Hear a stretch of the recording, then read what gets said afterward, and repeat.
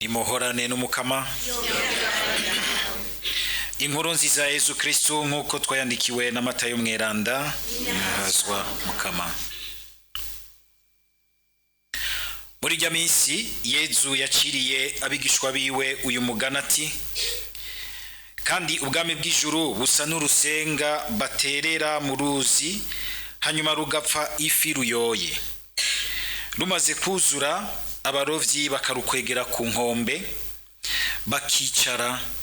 Ifi nziza nziza bakabika, imbimbi nazo bakazita. Nuko bizomera ku munsi w'umuhero w'isi. Abamarayika bazoza basobanure ababi n'abeza. Ababi batagwe mu nyenga y'umuriro, baharirire kandi bahajyanishirize insya z'amenyo.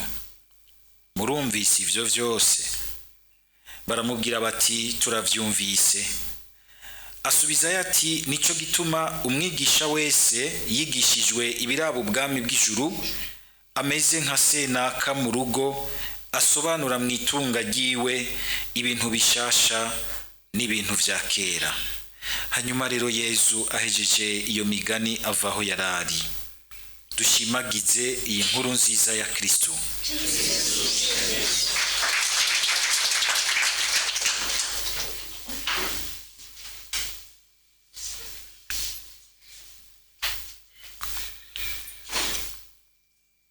Mu gisomwa ca mbere mu buhanuzi bwa Yeremiya tugeze mu kigabane c'18.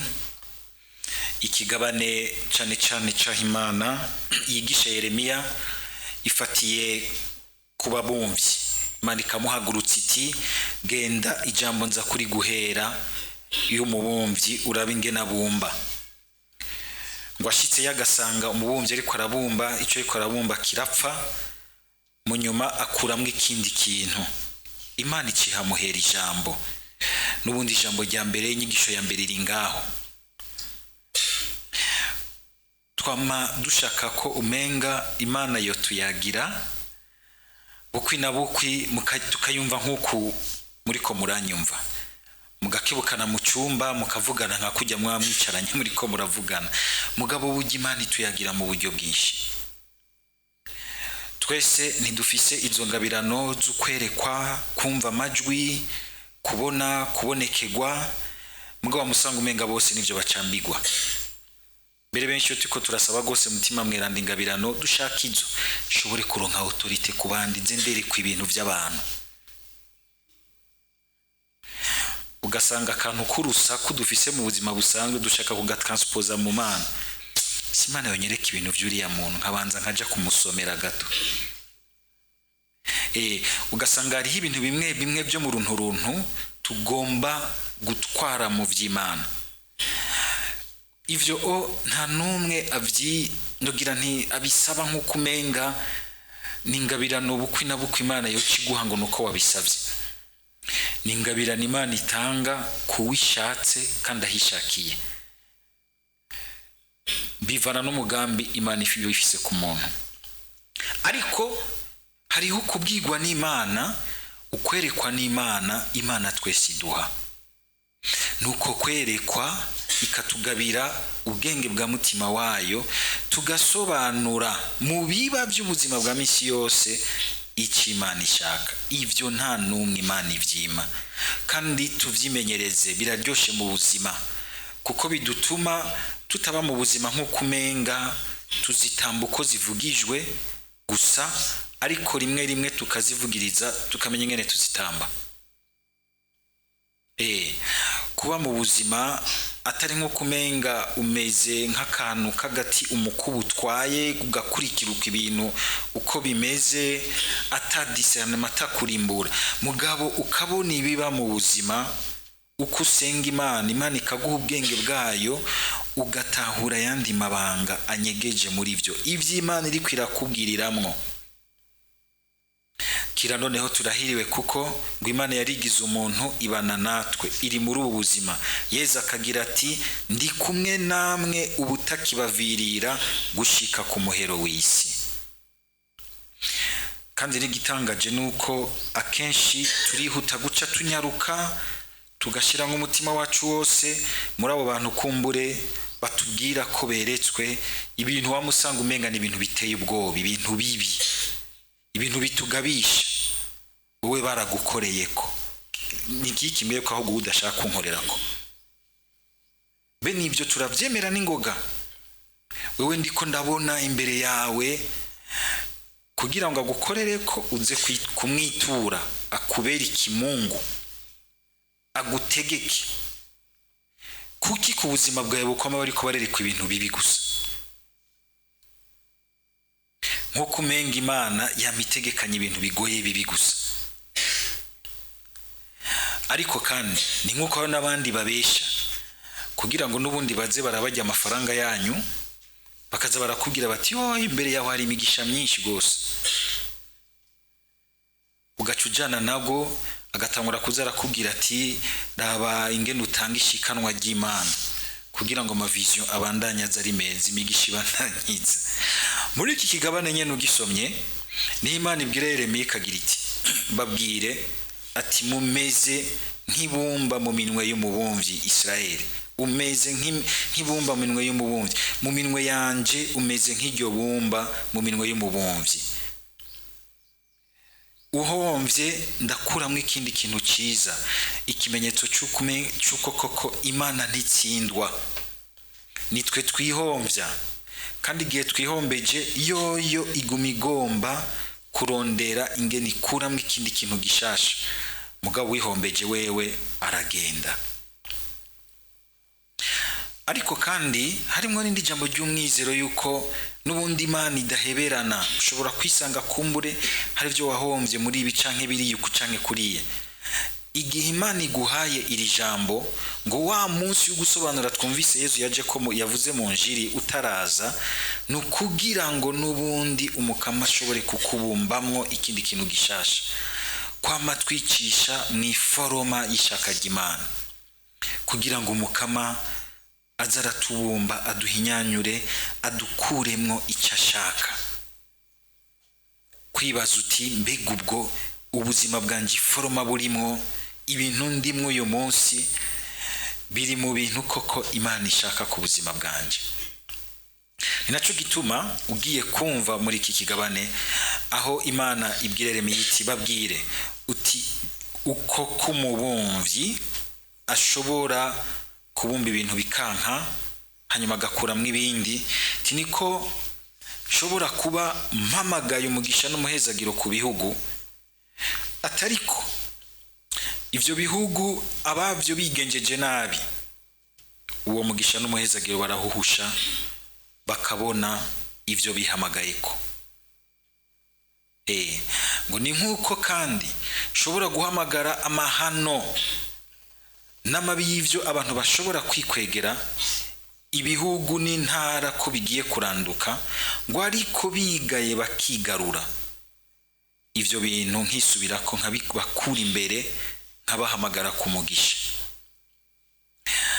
Hari ikintu Imana tuvuga ko ishobora vyose, hari ahantu Imana yamiri faible, tugere Kristo. Hari ahantu Imana ushobora kuyigira iyondo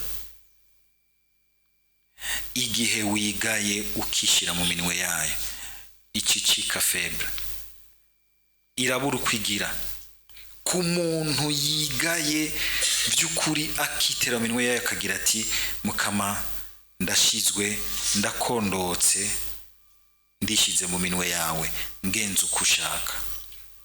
Ico gihe Imana irumva kwikozwe ko igihe ubivuganye urukundo rwose, ikumva yuko rero nawe ikihaguruka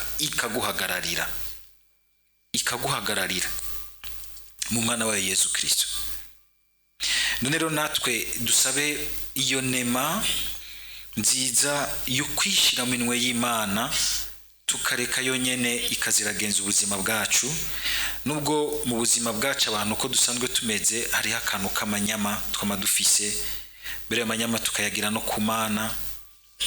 Dusabe umukama twamatuza gusenga kumango benaya ngo yamatworohereza umutima, tugira umutima worohera kumva Imana n'ingoga ingenizi wacu kandi twimenyereze kuyibona kuyumviriza mu biba mu buzima bwacu murajya amahorasyo yacu muri bijya na biriya dusangira by'ubuzima bwa misi yose nihiri ntiba ngaha gusa mu isengero murumva yuko Imana yitagize iti genda mu ngoro y'Imana niho nza kukubwira amajambo yanje yambwiye iti genda hari uri kwarangura igikorwa ciwe hariya mu bikorwa by'ubuzima bwa misi yose kwitwararika kuhumviriza Imana umwanya uheze nigeze kuba ndiko ndayaga n'umuntu ambwira ati Pati ati nazindutse ejo isaha 9:30 z'ijoro ngiye gutondera igitoro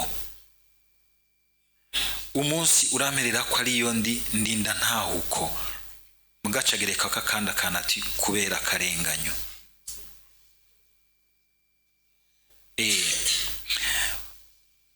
mu mutima umuntu akibaza ati mbe none ngaho Imana yamubwiriye iki hari ikintu twese Imana itubwirira mu gihugu cyanyu kiragwaye aho hano kirahagwaye ibi byuko mbere umuntu yaronse uyu munsi agaca abona umenga birakwiye kuko afise amaroration azi kwiruka azi kugira iki abandi batabishoboye nabo gupfa abandi badafise ivyo ufise bigutuma wa muri kuraronka ntubone ngo uraronse uyu munsi ucugira uti je wayiwanje nasamye abandi mazi yawo après moi le dirige ivyo nivyo tugwaye gushobora kumva umuntu ashobora kwibaza ati none jewe ko $8 mfise nje kurangura ibitoro no koriki ivyo bibazo biri mu Imana irazi kavuga iti none wewe uvyifatamwo gute hari igihe ubona uti mu biboneka mu bishoboka ntacyo mfise kinini ariko urafise ikindi kintu aba bahanuzi bagwanisha gusa ijambo ry'Imana ukurondeza ikintu kigororotse n'igisabisho ivyo bintu twese turashobora kubigira